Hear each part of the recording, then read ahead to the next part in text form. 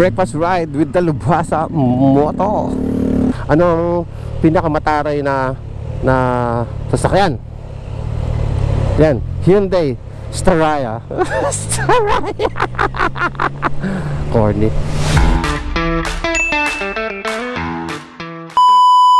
Alright, punta tayo, breakfast ride tayo ulit. Anong usok ng jeep ng puta? Usok ng jeep mo, pre. Sobra eh. Putang inang usok mo.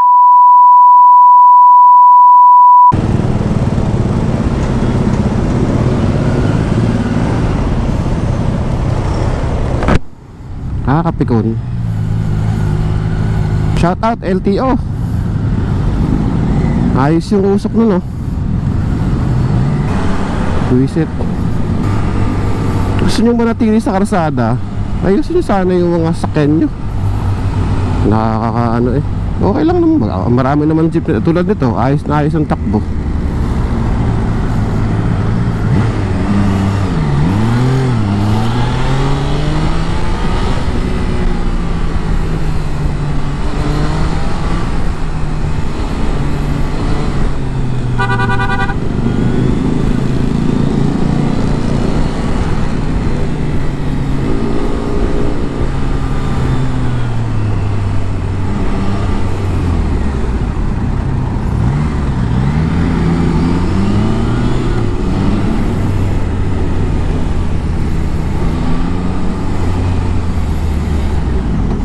Masarap sana mag-vlog ng yung mabait. Kaso minsan nakakapag-sweet ka eh, kasi mga nakikita mo nakakapikon agang-aga. Di naman supposedly dapat nakakapikon yung mga jeep kasi puta serbisyo yan eh. Pero nakakapikon yung mga ganon. Smoke belching. Oh, maarte na kung maarte, pero pucha, diba? Maintain mo ng maayos sa sakyan mo para roadworthy. O sa iba biyahe mo, ganun ang takbran tambucho mo. Takbran tambucho. Ganun ang buga ng tambucho mo. Sobrang nakakapikon. Tapos yung nagsasakay sa mga hindi tamang sakayan, di ba nakakapikon din? Mga walang rehistro dapat wala sa karsada.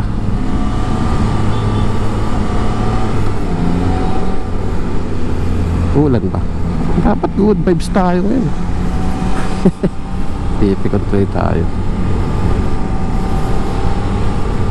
Okay lang naman bumiyahe. Ganda nga yan kasi public transportation yan eh. Pero sana naman ayusin nyo yung performance ng mga sasakyan nyo. Trademark na yan eh. Kumbaga pag sinabing jeepney, Pilipinas yan eh. Wala naman ibang ganyan, wala naman ganyan sa ibang bansa. Sana ayusin natin. Hindi yung drive lang ng drive. Hindi, that goes for all vehicles. Hindi lang sa mga jeep, bus, kahit private vehicles.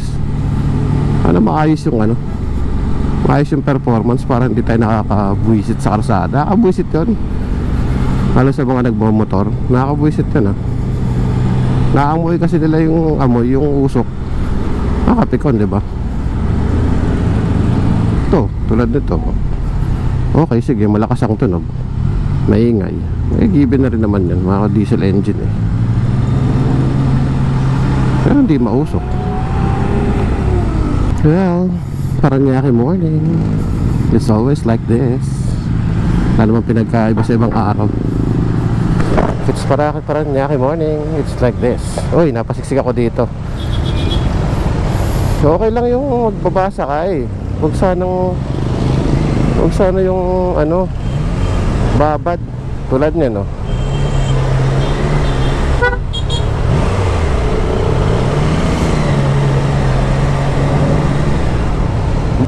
Ginawa ng terminal.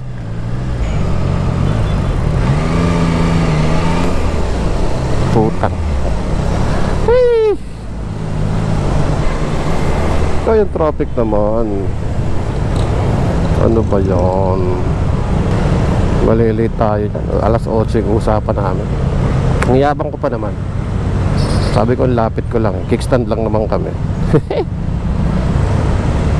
Tapos, ako yung nalit. Kung sino yung malapit.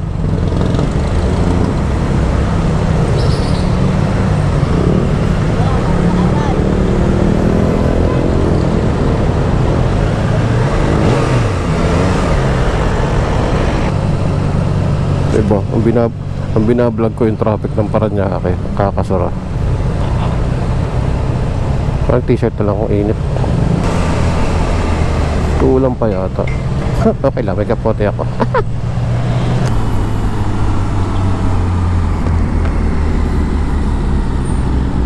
Kasha daw siya. Okay.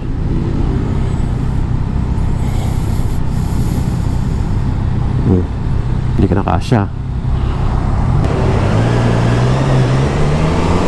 737. Hello vlog! Welcome to my guys! Anak ka ng kamatis. Ang traffic talaga sa Paranaque. Wala talaga paglagyan ng mga sasakyan doon. Actually, ang dami. Nagta-traffic lang naman dyan pag may nagsasakay na jeep dun sa may kanto ng ganyan, kanto ng ganito. Pag may lumilikong truck dyan sa banda dyan, tapos medyo pag yung U-turn habang truck, well, karsada naman yan. Kailangan naman talagang daanan yan. Wala naman silang choice. Pero yung sana yung mga naghihintay na passenger utility vehicles, hindi lang jeep madami, hindi lang jeep. Sana hindi huwag yung gawing terminal naman yung karsada. Ito kayo kung tatagal kayong bagya, tabi nyo naman ng maganda para daan yung iba. Hindi naman matraffic dapat Okay lang naman masada. Naging jeepney driver din po ako dati. Okay lang naman yun. Tagal kong jeepney driver. Pero yun ang doon ako nahihiya yung pag yung halimbawa may sasakyan tapos yung nakahamba lang ako may sasakyan ka rin, malamang may sasakyan sa karsada kayo, kahamba lang ka dun sa karsada. Wait na naman ang ulo ng tito nyo. Karume. Anyway, wait lang.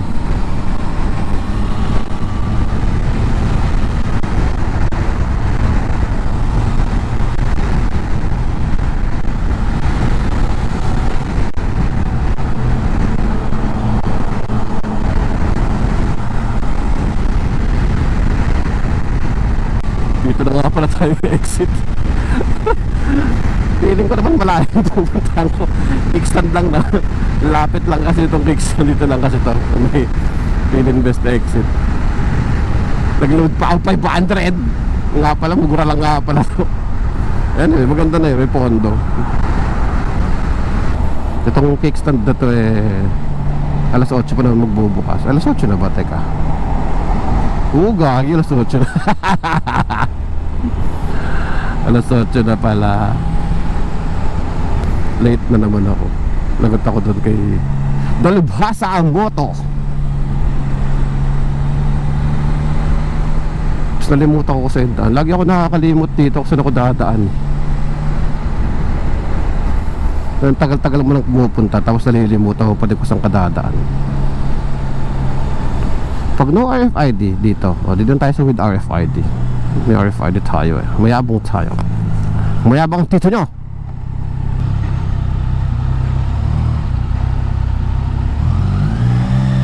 Medyo mabagal siya Bagal talaga nito.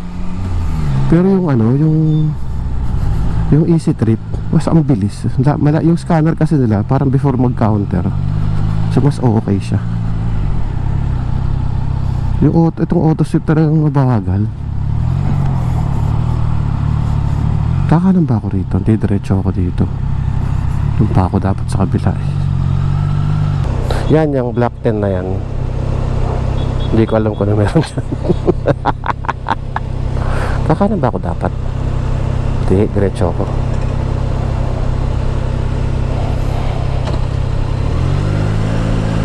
Doon pa ako kakanan sa kabila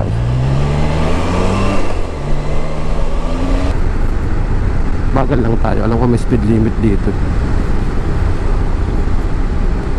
Yung lubak lang dito, pero ang ganda yung lugar. Kayain ang lubak. Ganda naman yung lugar. Pero nagka-traffic din dito pag umaga kasi ano to eh, business district.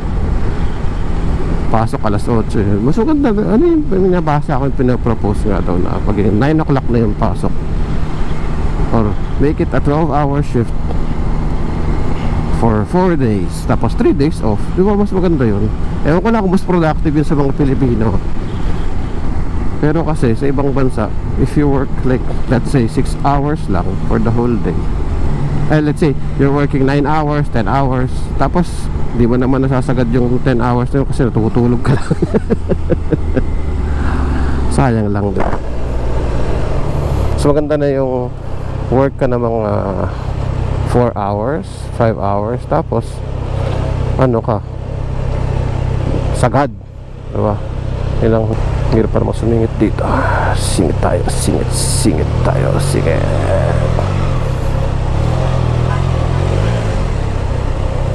Yun, ayaw na, wala na.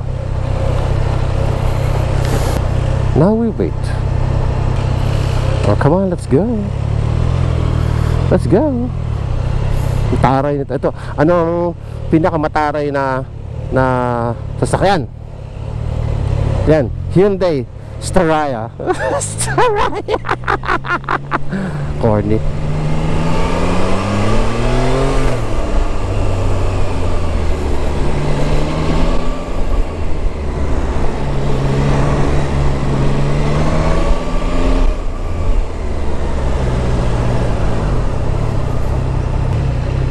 Please press the green button and wait for the car to come out. Please get your car opening barrier. Opening barrier. Yan, so andito na tayo. Malaglag yung card. Nalaglagan na ako ng card dati. So malapit na tayo dito sa kickstand. Breakfast with Dalubhasa Moto. Ayan. Follow niyo si Sir Dalubhasa. Ano yan, naka Vespa. Dati naka ano yan eh, naka Honda Rebel. Rebel. Naka Honda Rebel. Tapos nag ano na siya, nag Triumph din. Ito to, safe ng motor natin, 660, Tiger 660. Tapos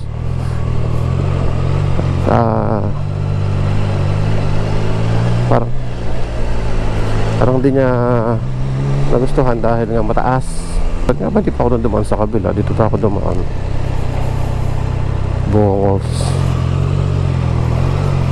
Alright, ito rin Ride Manila.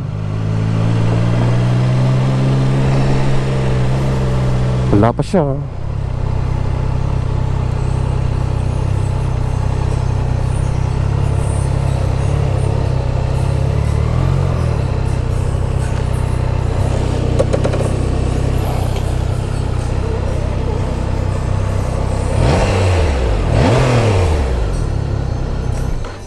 Touchdown. Kickstand. Ay, shoutout mga sirs at moms.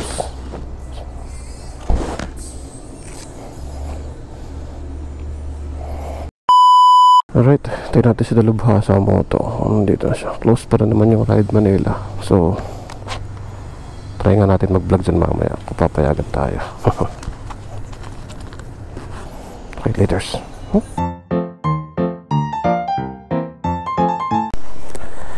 Di ka nagkardo eh. hanggang ano lang, exit. So wala lang po yun. Magbabahid pa pala sa parking. Yun nga, ito ko. Nag-ready na nga ako eh. May pakinabang gare? Ha? May pakinabang naman. Wala, style lang.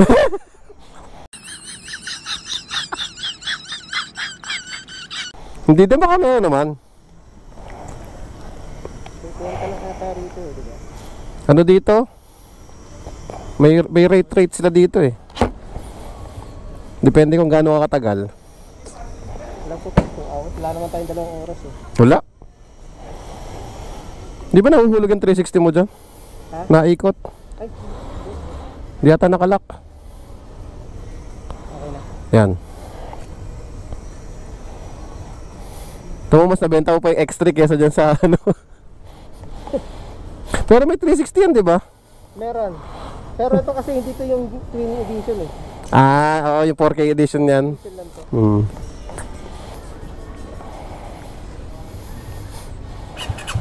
Minsan nalilimutan ko, nakapanyer ako eh. Singit ako singit. Mas wala akong pakialam. Linis!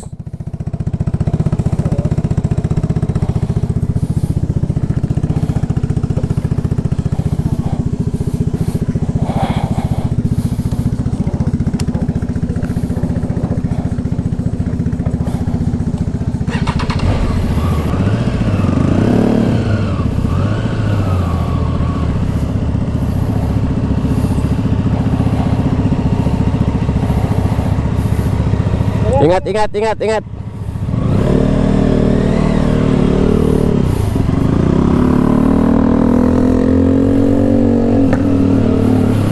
Breakfast ride with the Lubhasa Moto. Di nagkardo eh. Sana nagkausap pa kami nito hanggang exit. Pogi ng best mo nito eh. Linis eh. Ano na ako?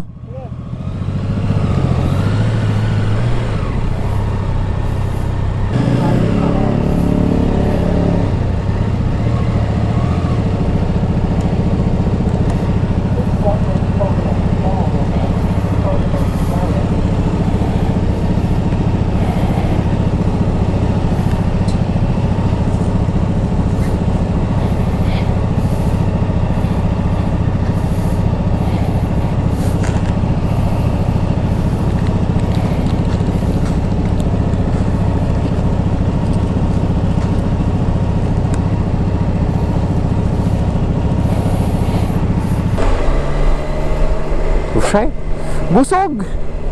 Naiba naman ang ano, ang environment. Lagi lang trabaho tayo. Diba, uy, yoga.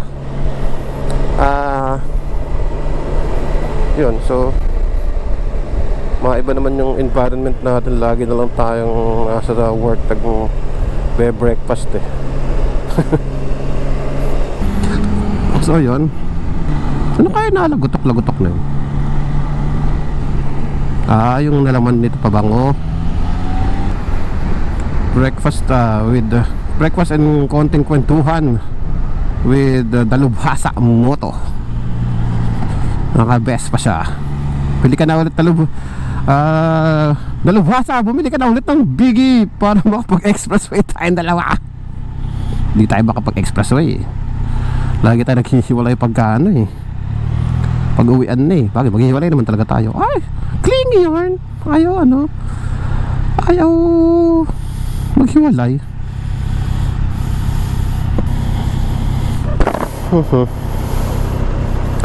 Ayun. So sarado pa yung Ride Manila. So hindi tayo nakapagtanong kung meron pa nung lock nung sa next na helmet natin. Kasi yung next na helmet natin nasira ako yung lock. Ito, sira ako yung lock nya. So hindi ko magamit. Pwede naman, wala lang visor, walang clear visor. So mahilig tayo, medyo mabilis yung takbo natin. So yung visor natin gamit na gamit. Kailangan ano kayo nalagutok na yun? Baka padpad tayong Kalamba. So balik na tayo ng Paranaque. Traffic. Wala, kasan yung ano ko. Yun. So napaka short ride lang talaga dito. Literal na short ride. Tapos walang ride. Breakfast lang talaga siya. Walang group ride. Pastro yan.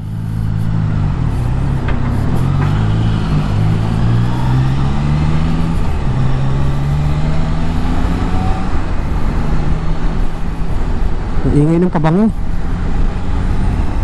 na lumalagotok doon sa panel. Dito, yun doon. Ang ingay. Papabango pa kasi, di naman talaga ako nagpapabango eh. Nailagay ko lang doon, tanggalin ko na nga. Ang ingay, nakakairita. Banking! Yun o, ingay. Naririnig ko eh.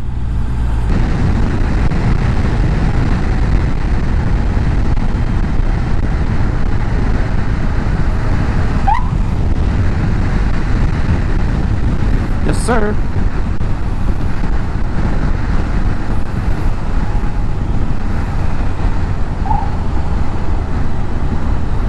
Nakagulat ako doon sa huwit-huwit ko. Kala ko hulihin ako eh. What? Yan. Sir, damay mo naman ako sa pagsingit mo.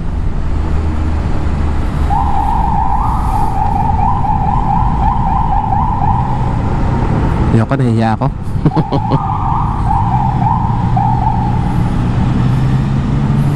Hindi naman tayo kasali sa mag-wit-wit. Pero ang sarap sana sumunod sa kanya, no?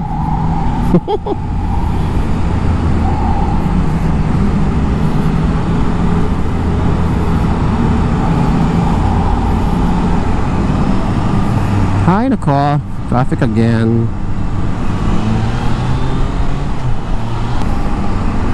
Ayaw daw sumunod pero sumusunod na ako. Siyempre, wag mo siya tututok para di masyado makapalampas. Yung tamang sunod lang. Pero dito na tayo sa kabila para hindi nakakahiya. Baka sabihin, pinadaan ko siya kanina tapos bubunto gagamitin ko naman para makalusot din ako. Siyempre, wag tayong ganoon. Bad yun, bad. Ako din, waitan. Wait! Hindi naman nila rinig. Na-abnormal lang, tito nyo. Wait!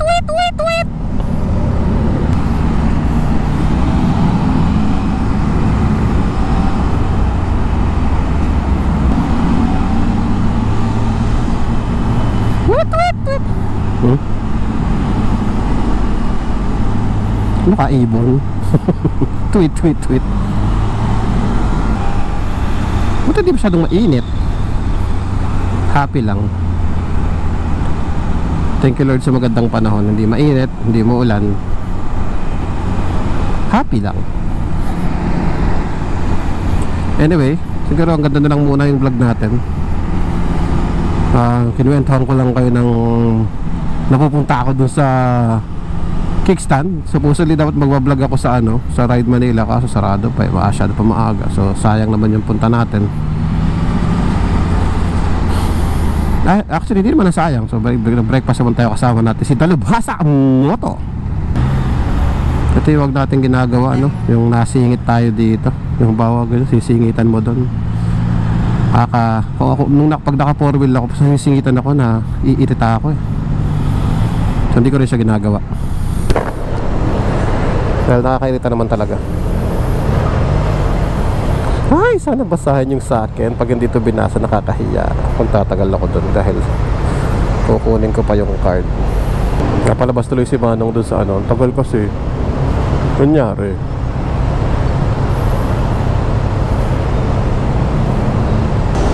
Kumanong, ang init yung sa pwesto mo di yan.